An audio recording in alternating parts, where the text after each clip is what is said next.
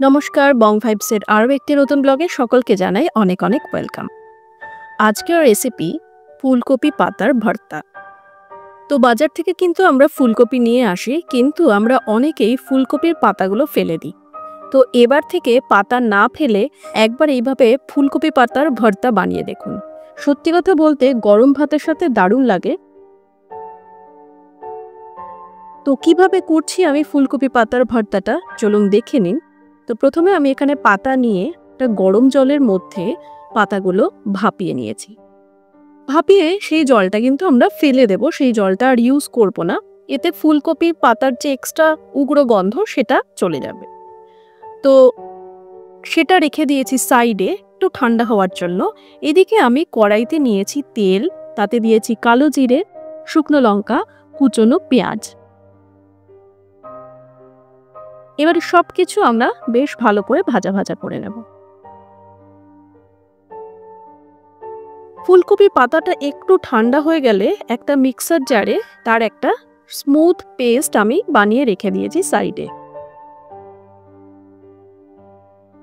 এইভাবে একবার কিন্তু বানিয়ে অবশ্যই দেখবেন, গরম ভাতের সাথে দারুণ লাগে। এর পরের বার থেকে যখনই ফুলকপির পাতা বাড়িতে আসবে, সকলের কাছ থেকে কিন্তু একটাই রিকোয়েস্ট আসবে যে ফুলকপি পাতার ভর্তা বানাতেই হবে। তো এদিকে আমাদের দেখুন পেঁয়াজটা ভাজা ভাজা হয়ে গেছে। এবারে আমি এখানে দিলাম রসুন কুচি আর দেব আদা কুচি। তো এই মেজারমেন্টটা কিন্তু আপনাদেরকেই ঠিক করে নিতে হবে, কারণ যতটা ভর্তা বানাবেন সেই অনুযায়ী। তো আমি এখানে 2 থেকে 3টে কোয়া মতন রসুন ব্যবহার করেছি আর হাফ চামচ মতন আদা কুচি ব্যবহার করেছি।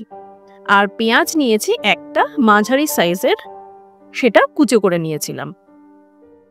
এবার সমস্ত কিছু বেশ ভালো করে আমরা একটু ভাজা ভাজা করে নেব, যাতে সুন্দর একটা গন্ধ বেরিয়ে আসে। এবারে যে ফুলকপি পাতাটা আমরা পেস্ট বানিয়ে রেখে দিয়েছিলাম সেটা দিয়ে দিলাম এই সমস্ত মশলার সাথে।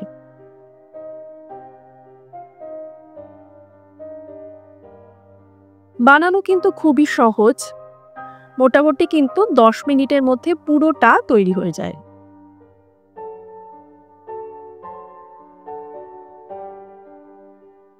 দিয়ে দিলাম স্বাদ মতো নুন। কেউ চাইলে কিন্তু এখানে কাঁচা লঙ্কাও ব্যবহার করতে পারেন, অর্থাৎ যখন আপনারা ফুলকপি পাতাটা বাটবেন তখনই তাতে কাঁচা লঙ্কাও দিয়ে দিতে পারেন।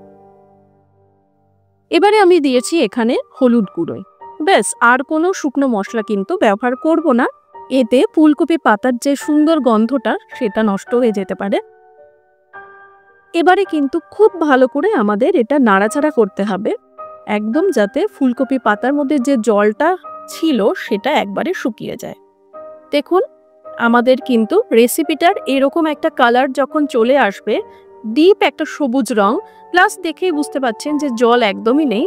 ব্যাস, আজকের রেসিপি কিন্তু একদম তৈরি। গরম গরম ভাতের সাথে জাস্ট এনজয় করুন। নামানোর আগে দিয়ে দিলাম সামান্য একটু চিনি, টেস্টটাকে ব্যালেন্স করার জন্য। আশা করছি আজকের রেসিপিটা ভালো লেগেছে। ভালো লেগে থাকলে কিন্তু অবশ্যই সাবস্ক্রাইব করে পাশে থাকবেন। পাশে থাকা বেল আইকনটা প্রেস করে নেবেন, আমার ভিডিওর নোটিফিকেশন আপনারা পেয়ে যাবেন। নমস্কার, আজকের মতন ভিডিওটা এখানেই শেষ করছি। পরবর্তী নতুন কোনো ভিডিও নিয়ে আসছি খুব তাড়াতাড়ি।